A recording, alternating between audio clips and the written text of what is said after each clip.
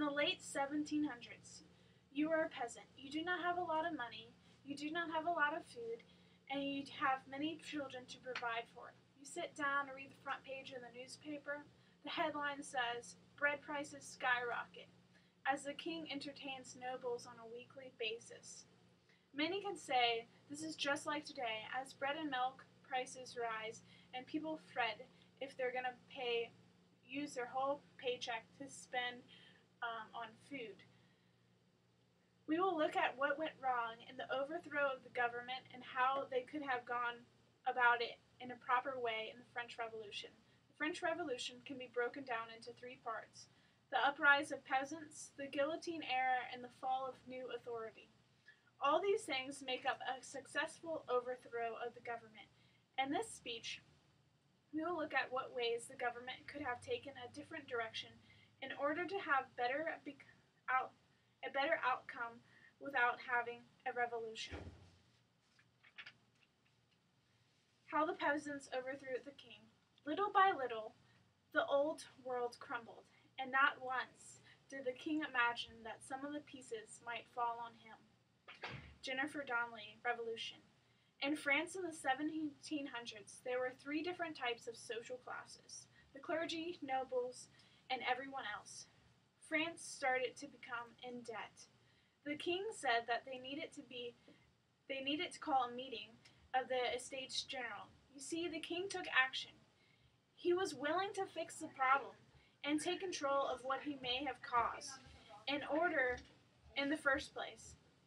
As the Estates General convened, the third class complained that they were not being represented equally. The solution to the problem was to create their own government, which was called the National Assembly. They give the king no opportunity to fix the problem with the States General, but the king has to ultimately submit to the authority of the National Assembly. The king is eventually overthrown.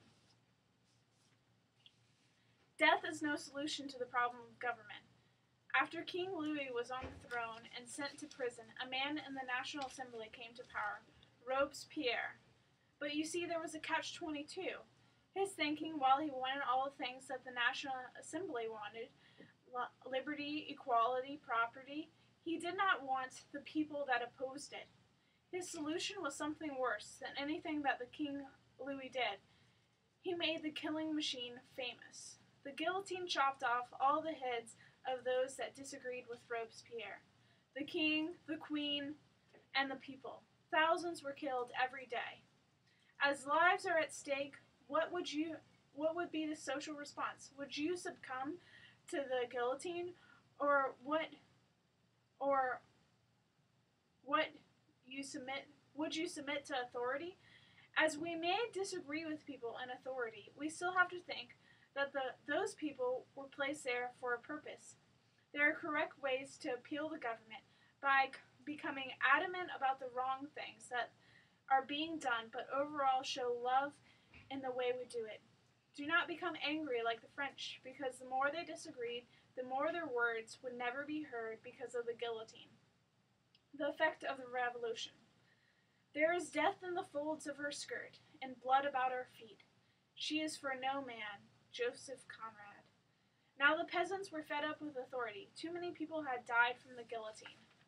But who would conquer this man, Robespierre? Well, the guillotine itself.